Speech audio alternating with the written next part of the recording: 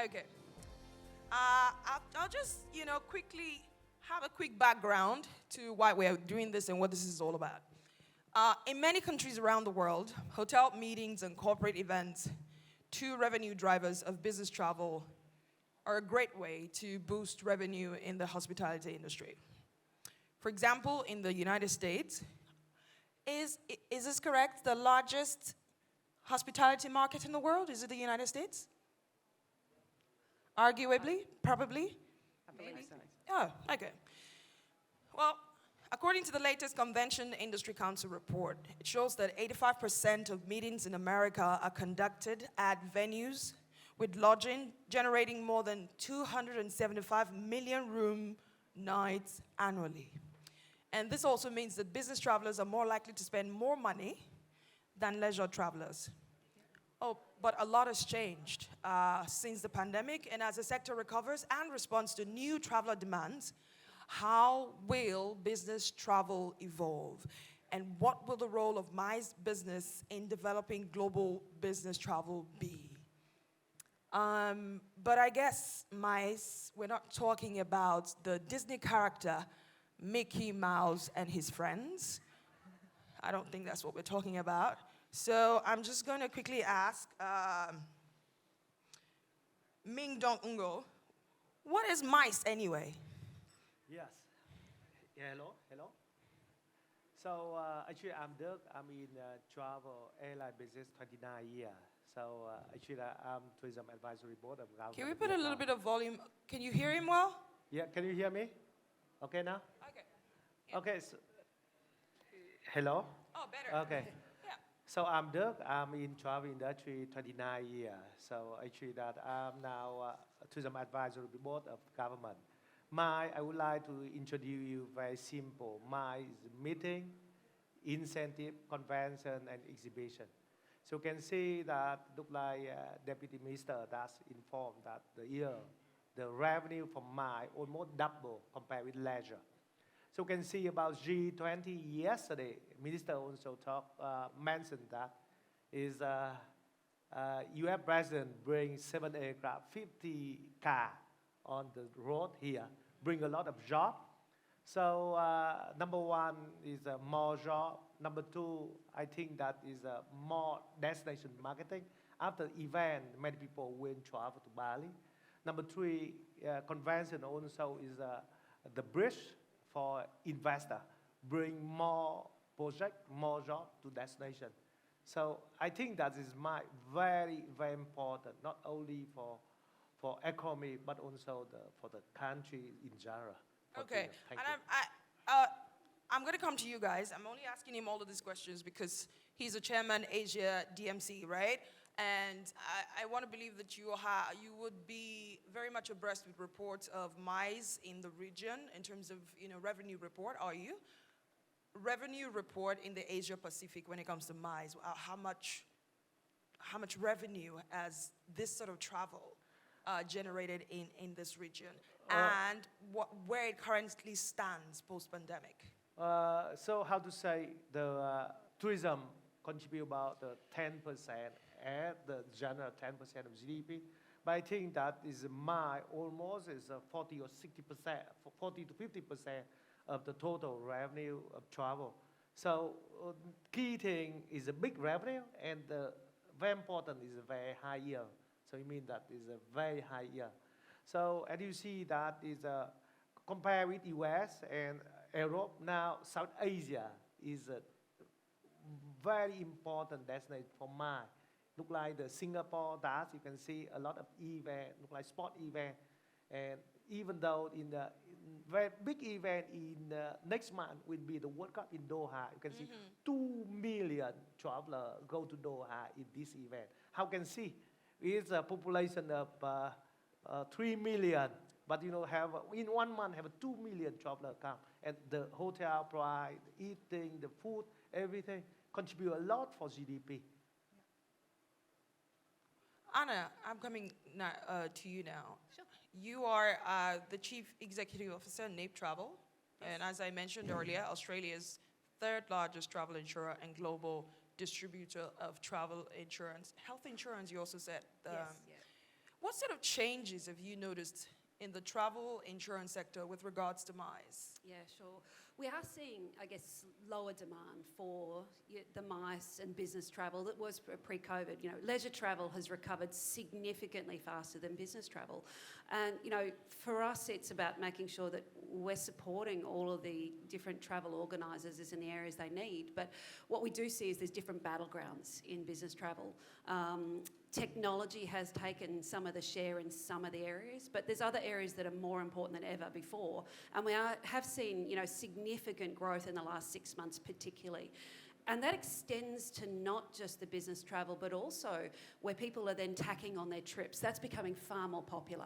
So being able to, you know, the new words, workation, leisure. People are not just needing support for insurance for their actual, you know, trips with business, but also then adding that on for themselves and often their families as well. And that's been really critical. We actually have seen, you know, increases in claims, the need to support people where they might have had an accident post that trip or before that trip, or getting COVID on their trip. So for us, we've had to adapt a little bit, but at the same time, we are seeing that recovery start to come through. You know what my next question is going to be, but just hold it there, hold that thought, because I want to ask Pauline, am I calling your name correctly? There's an American and there's a British version, so which one would you prefer? Pauline? Pauline? Pauline. Okay, nice. So you want to jump on that question, which is, you know, what sort of changes have you seen? Let me go. What sort of changes have you noticed in the travel sector? Well, do you want to jump on that, or do you want me to ask you your own original question? Actually, I want to add on what he said just now Okay. regarding the incentive travel itself. Okay, incentive travel for us, travel agents, because my background is the travel agents. There you I'm go. the leader of the Indonesian Travel Agents Association, and we are honored today because we have the founder of ASTINDO, Ibu Herna Danuningrat. Oh, She's founded a round of our applause for association her. 23 years ago. Thank you, Bu Herna, for all the love and support. Well, incentive travel is actually a travel perk to motivate the employees, to give the rewards to the business partners, to celebrate the events, to celebrate the sales achievement, and etc. So this incentive travel, incentive trip must be extraordinary. That's why we love the incentive travelers. We love the incentive group. It has the high spending. They are the high spender, Yes. and also they must go to a unique destination. The trip itself must be fun, unique, and also creative. So when they come to Bali, say all the leisure travelers, when they come to Bali, they will only go to Kintamani, Bedugul, Tanah Lot. But these incentive travelers, we will arrange them to go driving with the ATR. I heard that you will extend your stay here, right? We have to ask Mr. Hey, where is Mr. Blood Baji? I don't know. And by the way, Are you going to take leave you for know, next week? direct that. See, just direct that. Don't look at me. Look that You way. should. By the way, The air ticket is very expensive, so you have to stay longer. Rather than you just spend like 3 days, otherwise 4 I'll days just here. report to the president. You know, the president said, you know, his message yesterday was that we should all stay longer. Yes, 3 help- more days. Help our economic. Woohoo! Okay. Yes. We have the Movenpick manager here. Uh-huh. You can always extend your Oh. stay freely. I need to move to Bali. Please, how do I get citizenship? Okay, so whenever we arrange the incentive trip coming to Bali, they don't only go to the golden routes, Bedugul, Tanah Lot, Kintamani, whatever, but we can arrange them to drive the ATR, driving through all the beautiful rice fields in Ubud area. And they can also go to the Secret Garden, Bedugul, to do some DIY, the hands-on, the unique experience. Right. That's what we call incentive trip. It's the different things, different trip with the ordinary trip. Okay, I'm going to get to both of you momentarily. I just want to quickly piggyback on something she talked about earlier about health insurance and all. Please raise up your hands if you buy health insurance when you're planning to fly, whenever you're booking your ticket. Whenever you see? What I tell you? It's compulsory now. It's compulsory. Oh, wait. No. Well, according to my research, about 34 countries in the world, as we speak, make it compulsory for you to buy travel insurance. When you're going to Europe, to the EU, most of them require you to buy. But elsewhere, it's not compulsory, you can choose. And I told her just before this panel, And I I went, said, to her, I never "Please buy don't travel tell insurance. me." I'm like, I'm fine. Nope. My baggage, you better not lose my baggage because I'm gonna raise hell at the airport. That's my insurance. I never buy health insurance. And she really almost freaked out. She was like, no. I'm like, yeah.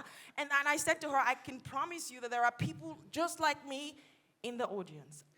Well, if there's one thing I'd like to do today is try to actually convince you that you do need to buy travel insurance for each Well, of why? Yes. Yep. So look, I think for me, travel insurance is one of those products that enables travel. Travel insurance comes in when something goes wrong, and it's responsible a whole pile of different levels. But at the end of the day, we see, and if you saw some of the claims that I see, you know, yes, you get the extreme things where people have things go wrong, but it's the everyday where you just trip over down the street. Now, you're in a strange country with possibly no family, certainly no information about what you need to do. Travel insurers specialise in making sure they maintain, you know, relationships with hospitals and other bits. You know, the first question that you're often asked when you have something go wrong is, do you have travel insurance? And you don't want to be sitting in the hospital where someone says, I need your credit card, we recommend this treatment. You know, travel insurers have specialist nurses, doctors and teams there to support that information and also make sure you get the right treatment and get home safely.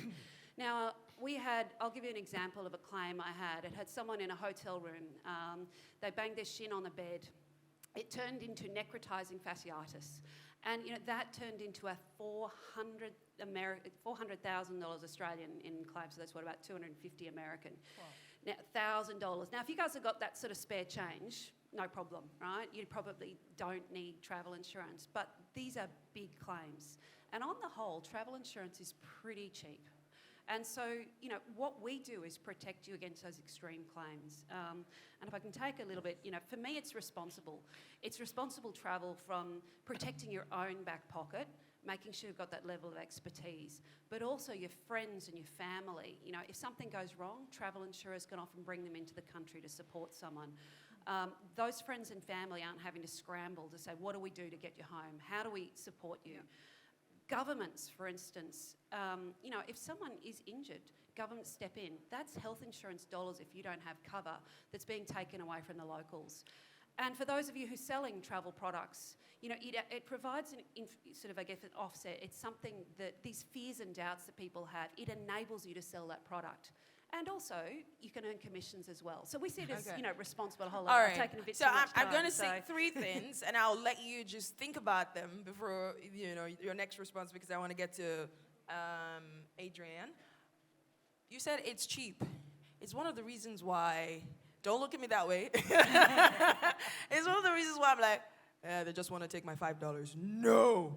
Oh, they just want to take my extra $20. No. Also, the general approach, the general way a lot of people feel about risk, something that may or may not happen, especially if it doesn't happen all the time. You know what I mean? Like, you know, the probability of me getting lost completely in the forest and buying insurance to make sure that I come back home safely. I'm just, you know, painting those extreme pictures. It's so rare. And why do I have to pay somebody $50 to make sure I come back to my hotel room? Like, no. I think a lot of people have that sort of mindset. And in general, insurance is harder to sell in certain places than it is in other places. That's right. And so, well, I'll come back to you on that one. Let me quickly come to you, Adrien. Movenpick has been my home for the past couple of days. Thank you very much. I couldn't have asked for a better service, and that's true. I'm not flattering you. It's true. I'm pretty blunt, so I probably would have said, "Sir, what was it?" Oh, wow. But no, it's been great. No complaint, yeah? No, not at all. Thank you. One of the acronyms in MICE is precisely why I'm here, which is, you know, business travel. I'm here for work, and I have not just been working, I've been enjoying myself working. Tell us about the significance of hosting world-class events like the G20 and the GTF annual meeting on your revenue base.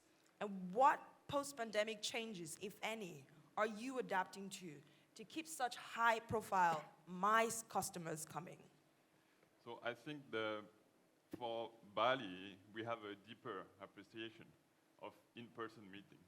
We have been locked for 2.5 years. I had sometimes 2 check-in a day. So it was me and the team members. So we have learned to appreciate to meet people, and it's very emotional to go back together after all these many months of, I call it nightmare. So I would like to thank all of you first to take the time to come to Bali. And if you need to extend, please let me know. All right. So if we take a look at the data, last month in October, we had more or less 350,000 international arrivals in Bali only, compared to over 1 million in 2019. But actually, our total revenue is already higher than 2019. Wow. Our rate is higher. This month will be our record year since opening of the hotel 5 years ago, Wow. just because of G20 related events and international event, which is Global Tourism Forum. So it's going to be amazing. Thank you. Wow. And leisure market has been very slow for Bali, obviously. The flight ticket is very expensive. It's not enough. We used to have millions of people pouring to Bali, which we don't have anymore. MICE is very promising. I don't think we will replace ever in-person meeting.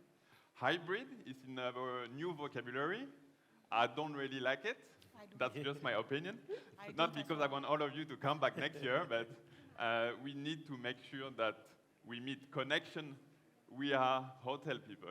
We are hotelier. We need to meet. We need to feel. IT is great, but let's not replace it all, right? So December looking amazing. One of the 15% higher on the book compared to before COVID already. We see that the government still doing a lot of meeting even post G20 to really not just finish G20 and the MICE business is stopping straight away. So this is very encouraging that Indonesian all association, tourism, government is still pushing through until next year to make the wording into actions. So it's very promising. There's something important you mentioned. You said that the numbers are up, but not back to where it used to be in 2019, but then your revenue has surpassed what you used to make. Yeah, we have around 40% of our guests domestic, mostly from Java, Jakarta, Surabaya. So that's what the big change. Before COVID, it was around 16, 17%. So our domestic guest is higher, which is way easier for me to capture because it's only 2 hours flight from Jakarta.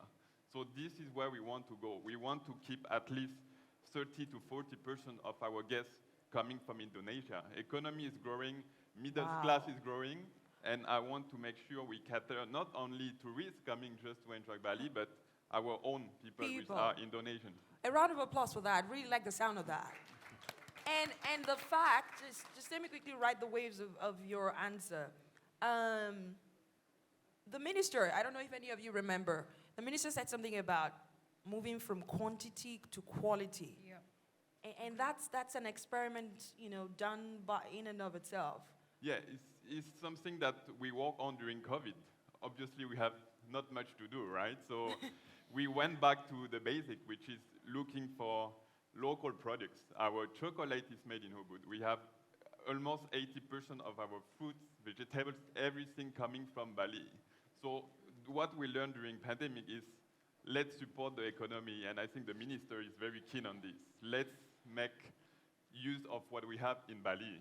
And this is going forward, I think will improve our quality of our meeting F&B arrangement is not only doing a coffee break just for you to have something to eat, but actually you can discover something from Bali. So this is where we're going forward. Right. Okay. Thank you for that. Do you prefer I call you Jose or Ramon? The right thing is Jose Ramon. Okay. All right. Just a curiosity, when I just arrived yesterday, my name is Jose Ramon Bauza. So, and somebody was waiting for 2 people because they thought it was Jose one and Ramon another one. But I just won. What do you prefer? I do Jose Ramon if that's how you want it. Okay. All right. So you are on the two committees at the European Parliament. One is the lessons learned from the COVID-19 pandemic in the transport and tourism committees, right? Yes. Okay. In a region clamoring for lesser air travel to cut CO2 emissions, what would be the impact of such policies on MICE in Europe and across the world? Well, let me just be brief to say just two more small things before answering that question. Go First on. of all, yes, to say congratulations to Bullet and Global Tourism Forum to organize this annual and amazing event here in Bali. This is the first one, so thank you very much, Bullet. And the second one, thank you very much as well for inviting me here and made me 21 years younger, because 21 years ago, I came here by my honeymoon travel. Wow. So I am one of them that has been here 21 years ago and can compare and say thank you, congratulations for your hospitality and how the way you are. So now answer your question. I'm coordinator for my liberal group on tourism and transport, member of the, not for me, who am I, just to put a context, on the president of the tourism task force, but for me as well, I'm former president of one of the most important tourism regions in Europe and the world, that is the Balearic Islands, Mallorca, Menorca, Ibiza, and Formentera. I love Mallorca, by the way. Please let me know where you're Gorgeous. coming to be your guide again. So Tamam, no problem. Yes. Why do I say that? Because linked and connected what you have been seeing, there's something that is very important. Quality before quantity. Always. Quality before quantity. In our islands, in 2019, arrived more or less 15 million people in islands that we are 1.2 million people. So we are good infrastructure with connections. We are well connected to less than 2 hours to any important capital of Europe. But in the past situation of the pandemic, this year is more like 12 million, and in 29 was 6 million. Why do I say that? Obviously, there is a big gap in the amount of tourism that they are coming. But I used to say always, don't let put our eyes on how many people. Yeah. Let's put our eyes on how good they are, which are our profile, because too many people helps to that who want to say, oh, I am against tourism. In Europe, we have a fact, that is, we have populism. And there are too many people who is against the tourism because they don't want to have people around them. And they are making noise. And they're in that kind of tourism phobia. And we have not to lose to die of exit. It is so important to have the best profile, the best people, to have the best quality to put on the table and to bring more people to our countries, to our different member states. Why do I say that? Because it is so important to diversify. MICE and business travel are so important. I will take just my experience, not theoretically, but as my own experience. When I arrived to my government, I found a structure at just the beginning of a convention center in my island. Too many people said me, it was at the beginning of the crisis, the highest crisis we live in Europe. Too many people say, you have to demolish that. We cannot afford to do that. And my strategy was just the opposite. We had to build it. We had to do it as fast as we can, because MICE and Business Convention Center and business travel can help us to diversify, to avoid the seasonality, and to bring higher profile people during the whole year to our country, to our islands. Right. So I was very high criticized. Don't care. Oh, we get it. Because I'm about to criticize you now. No, you know, always in politics, there are two kinds of profile that we are always criticized. But let me play. Politicians and coach of selection in football, because people know everything a part of what we are. Let me play the devil's advocate here. I know how important it is for to say quality over quantity, etc. But do you feel like you may be cutting off a certain kind of people who would still want to experience your country, your culture, etc.? and then you become very elitist in Become- that regard. I mean, yeah, for you. Yes. I think, you had said And before, I guess, I guess this is where niche marketing comes from, right? Not everything you sell, not everyone will buy. I'm just concerned if you're concerned, but if you're not concerned, maybe I'm not.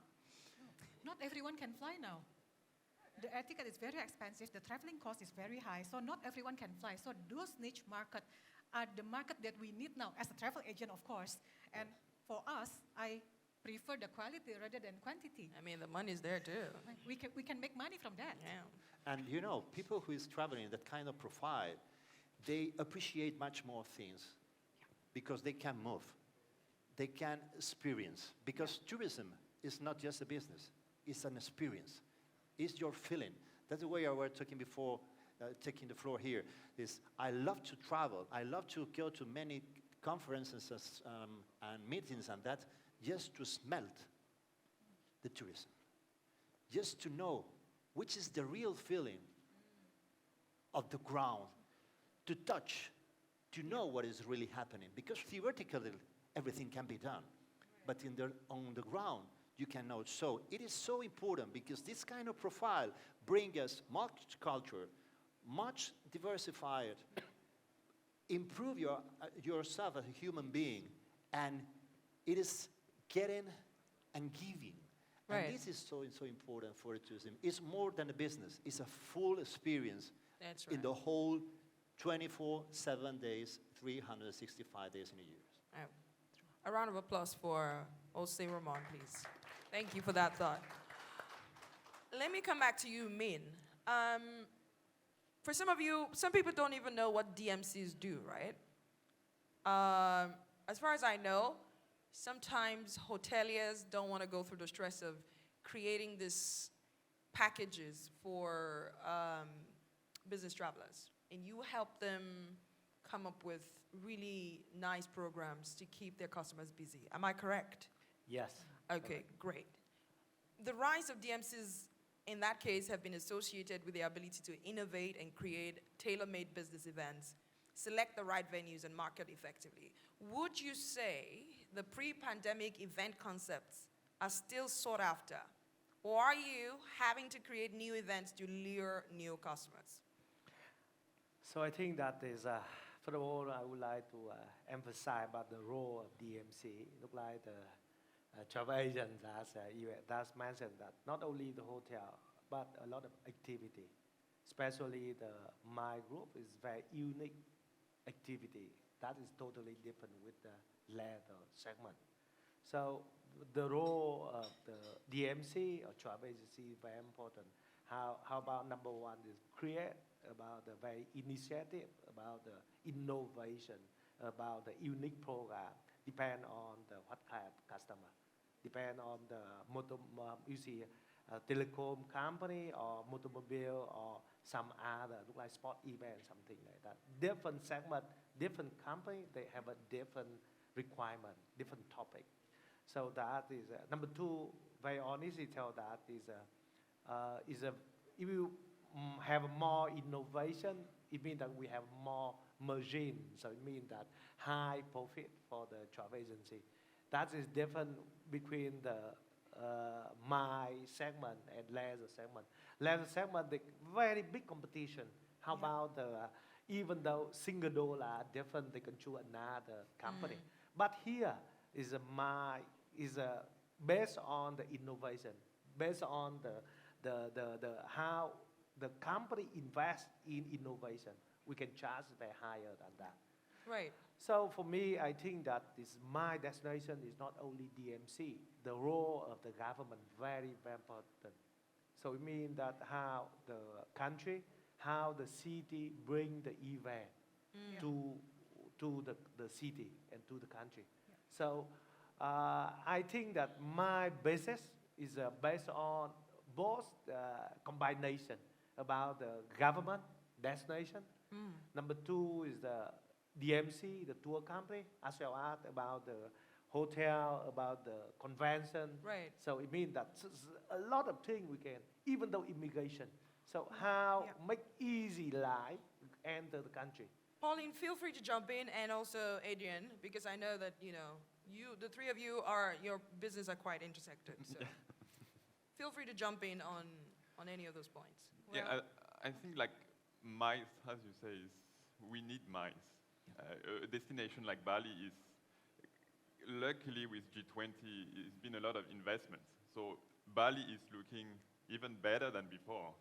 Even though COVID passed by, it's looking shining. So we need to find a way to make it more attractive. Our destination, as you say, government, but as hotel side, we are just not here. Do you create events, or do you rely on contractual relationships with DMCs? This is a crucial point. As hotel, we rarely create events. But I think moving forward, we can create music festival.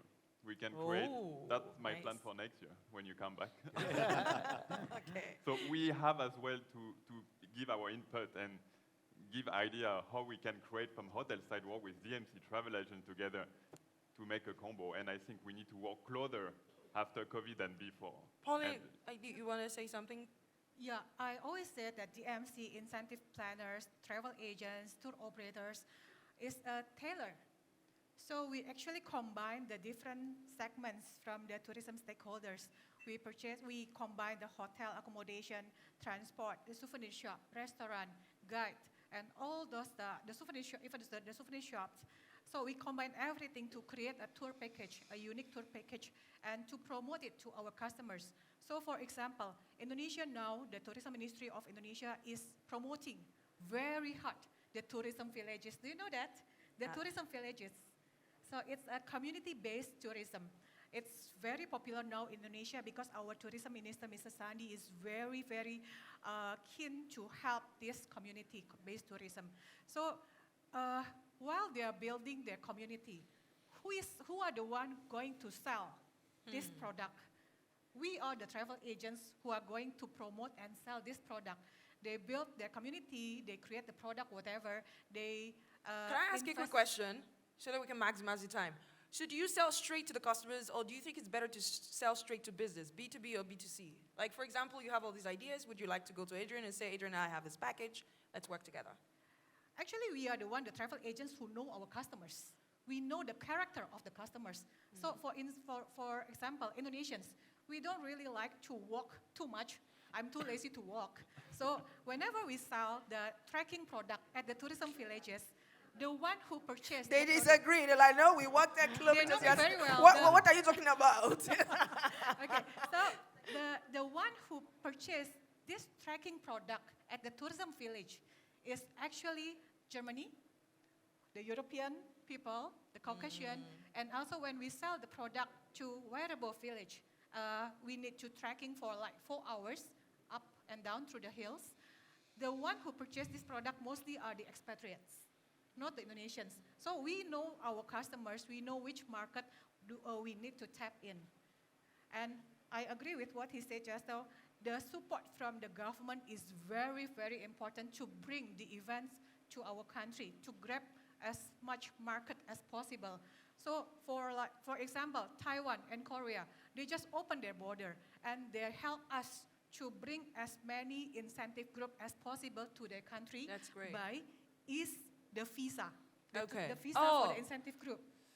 Quickly jump in because I want to come to just Anna. very, very, very quick. It's so important. It's so important, key point in the future, the collaboration, the partnership between private and public sector, both of them.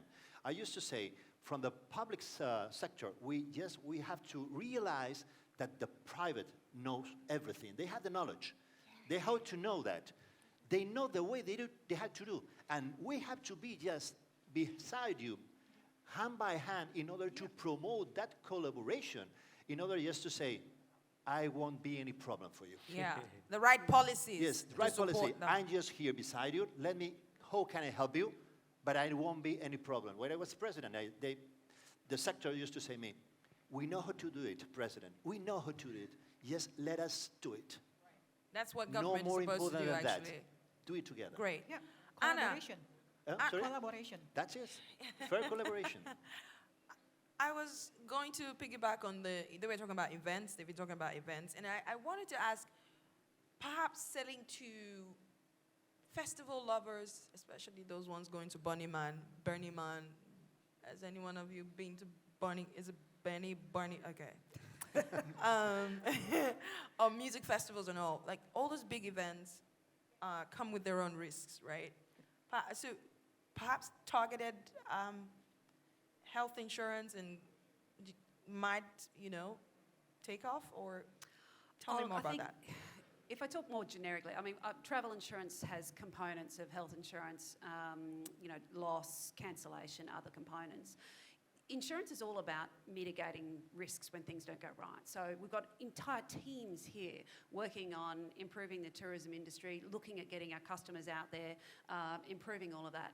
The purpose of insurance is to almost form a foundation around making sure that if something goes wrong, that our customers aren't hugely disappointed, massively out of pocket, stuck somewhere and having these issues. And when something goes wrong, it falls, and they don't have cover, it falls on governments, it falls on tourism operators, it falls on hotels and other bits to help.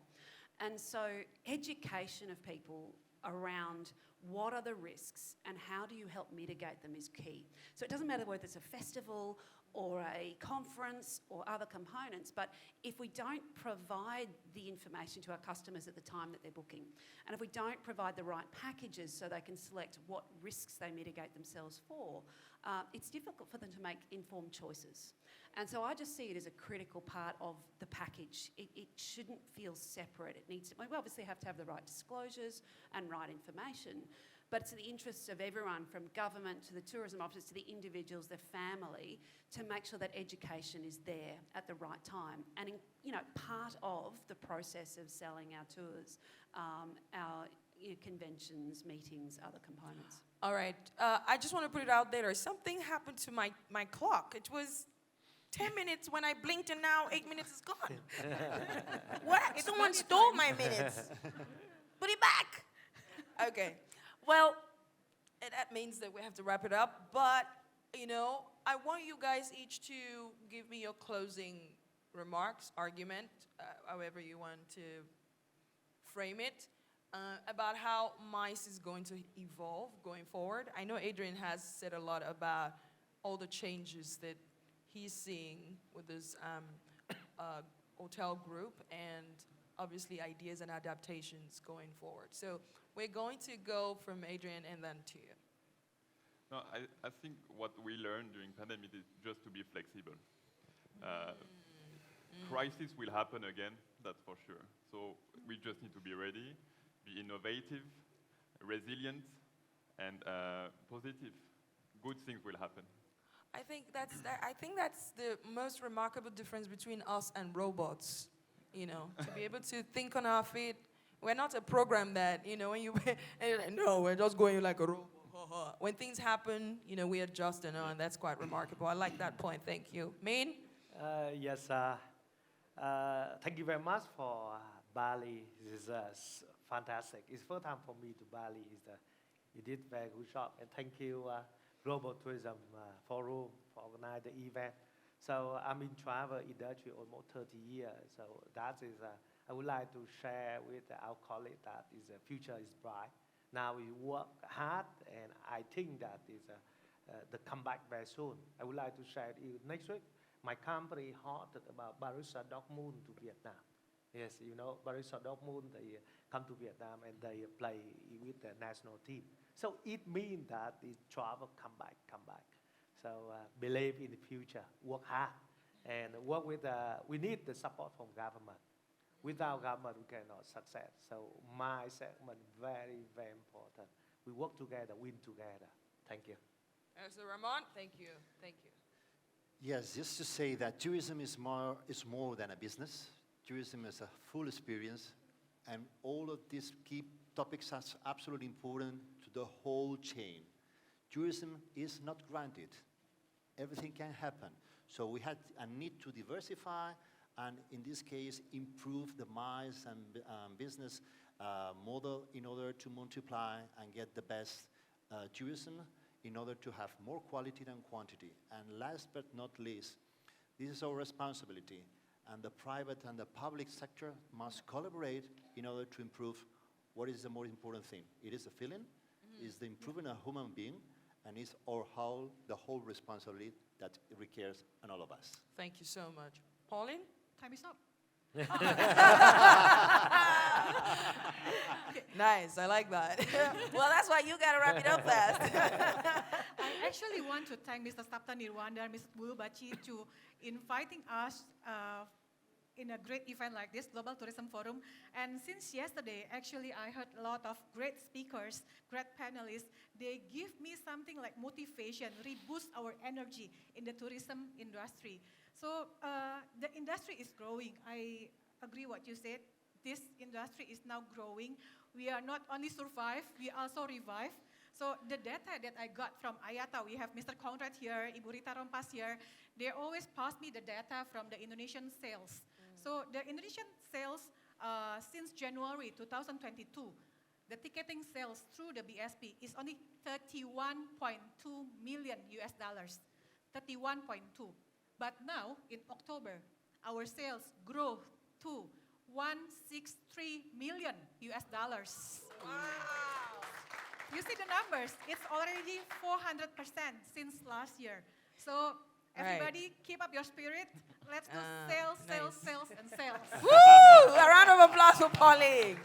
Okay, Anna, I want you to convince the 98% of the people in this room who don't buy health insurance. That's your final word. It's You know more like what? 30, Anna, actually. Oh, Let me only jump 4 in. people raised their hands. Let me jump in. In our travel fair, ASTINDO travel fair, we forced our customer to purchase the travel insurance. So it's compulsory travel insurance You can't in force me. every package when we sold the tour package in our travel fair. Fantastic. That's All right, wonderful. Anna, there you go. Look, for me, a big thank you for hosting. It's been my first trip to Bali, and it's certainly been incredible so far, and I've got a little bit more time to go. Look, I think the big learning is never waste a good crisis, right? It's been a tough time, but I think there's been huge lessons that the industry has learned over the last couple of years that are actually going to position us to be stronger into the future. And I think the trick is, how do we make sure we grab those, leverage them, and really embed those in our practices and our processes? And that will enable us to emerge stronger than ever. Okay. Can the guys at the technical team? No, don't take off that emoji. I love it. Put it back. I want to show everybody what you've been doing to me. How you've been harassing me. Put those sad emojis back. I'm serious now. Okay. Well, they're not gonna do it. They have this thing here with this huge emoji just trying to scare me off the stage. Have you had a great time, everybody? Ladies and gentlemen, please, have they been great? A round of applause for the panelists. Thank you so much, guys. Thank you for sharing those nuggets. Thank you. All right.